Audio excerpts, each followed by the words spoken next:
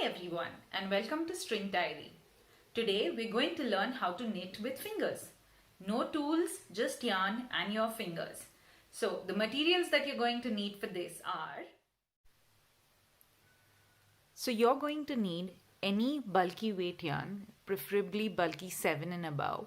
So you'll be able to work only with bulky weight yarns for this kind of a technique.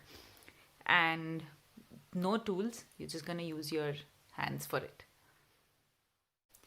So for the sake of this tutorial, I'm going to be using this Chenille yarn from Pradhan Embroidery Stores. I'm going to give the link to their website in the description below. So this is a 100 gram skein. So we're just going to start with the technique, and I'm going to show you how to go about knitting with fingers. So first we're going to start with a slip knot.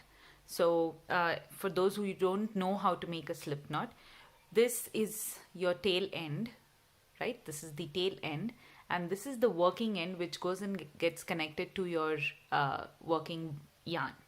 So what we're going to do is we're going to twist and create a circle with the tail end behind and the working end on top.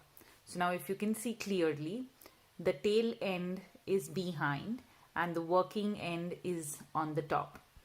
So once we create a loop like this, what we're going to do is we're going to take the working end and pull it out from that loop. Once we've done that, we're just going to pull and tighten this knot.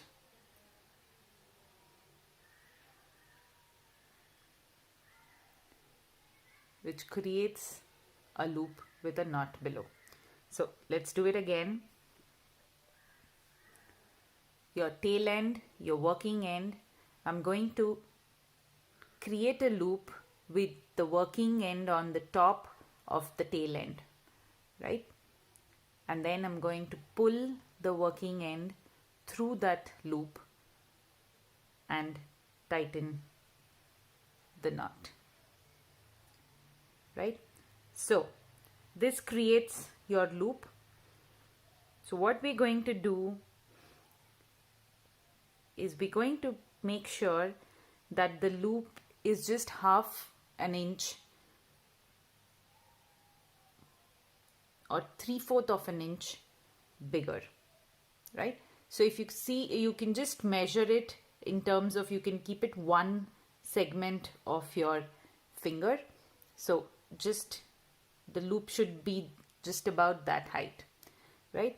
So now that you have the first loop, what we're going to do is we're going to start by doing chains. So the method is very simple. You insert both your fingers through that loop, right? And you pull the working yarn out as a loop. Similar, again 3/4 inches.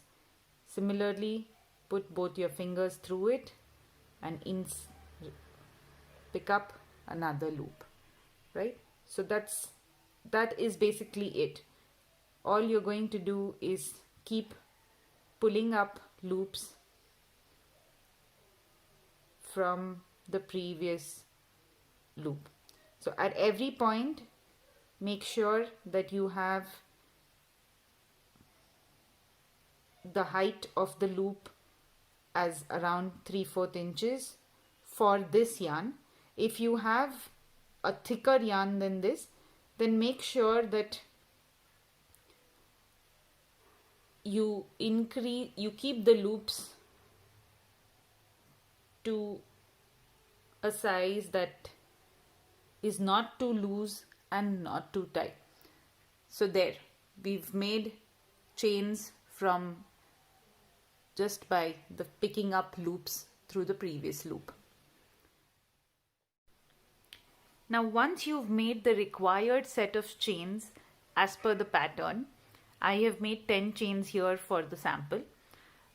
Once you've finished the required number of chains, we're going to start picking up loops from the chain.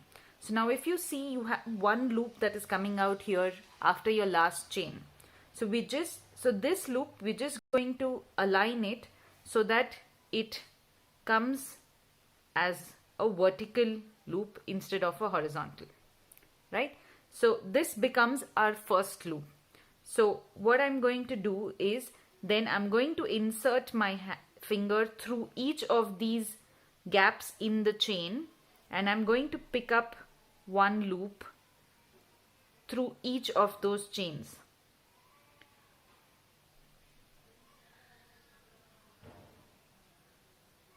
So every time, just make sure that your loops are the same size and approximately 3/4 inches for this kind of yarn. Okay, so what I'm going to do is, I'm just going to lay my piece flat and I'm going to start picking up loops from each of these chains.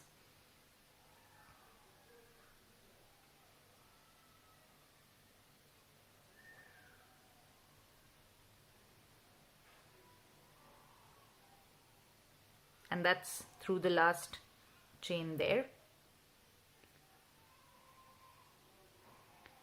So now, as you can see, I have picked up all the loops from all the chains. I'm just going to count back again. So I have 1, 2, 3, 4, 5, 6, 7, 8, 9, 10. 10 loops as per my sample. Now this becomes your row 1. Now once you've gone back into each and every gap of the chain and you've picked up loops on all of those chains, we're going to start the second row by picking up loops through the row 1 loops, right? So we're just going to turn the yarn and start picking up loops through these. So just make sure that once you pull up the loop, you have the tension of the yarn is not too tight, so that the loop does not get unraveled. So that's why it is best to keep your work horizontal on a table or on a flat surface, and then just go about picking up all of these loops, right? Sorry, I seem to be picking up.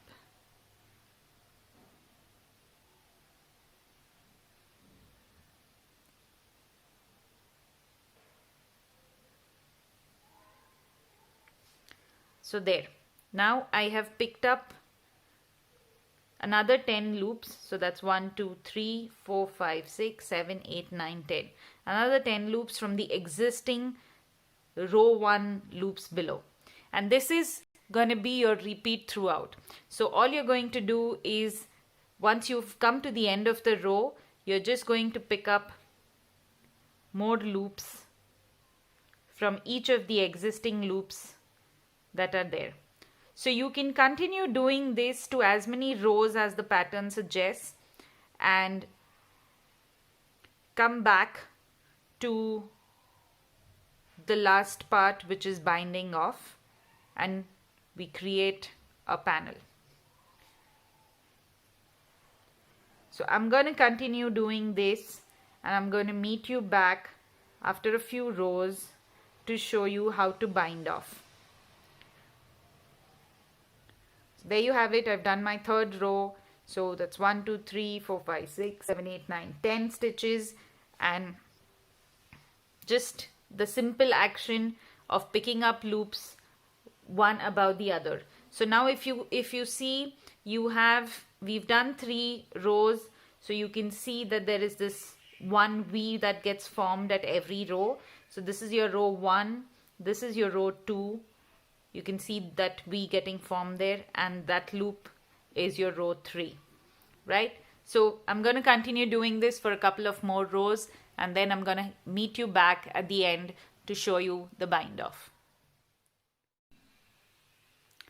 So I've done a couple of rows here, and if you can see that this technique will give you a lovely knitted fabric where you can see those V's which are very, very common to a knitted fabric, and you can see that we've created this texture. So now that I've finished the number of rows that I am supposed to do, I'm going to be doing the bind off. So now you can see that all of these loops are live and they are in a stitch, right? What we're going to do is we're going to start closing these loops one by one, which is called as bind off. So for that, once you've finished your last loop, last row, you can either end on this side or on that side, but the concept to bind off remains the same. So what we're going to do is we're going to knit the first 2 loops. So we're going to pick up 2 loops in the first 2 stitches. Okay, there you can see I've picked up 2 of these loops in the first 2 stitches, and I'm going to take the first loop and put it over the second.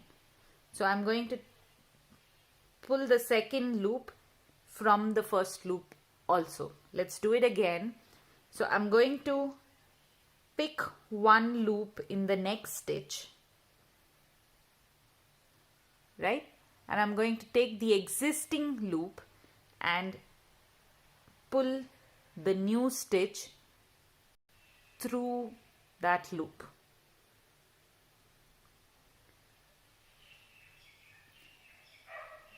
There, let's do it again. So I'm going to pull up a new loop.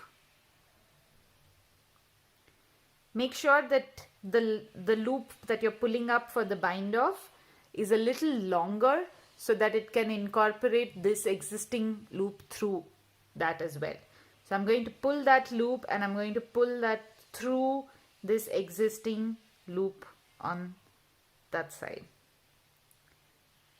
right? So I'm going to pull up one loop and then pull that loop through the previous loop from the previous stitch. So pull up one loop and pull that loop through the previous stitch. So you end up closing all of these loops to form a bind off edge. So let's do the remaining few stitches.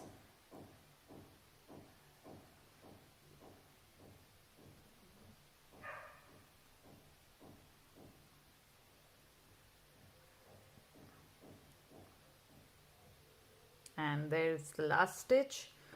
So I'm just going to pull up the loop from the last stitch, pull it through that. Now you have one loop remaining at the end. So what we're going to do is we're just going to pull up one loop through that loop.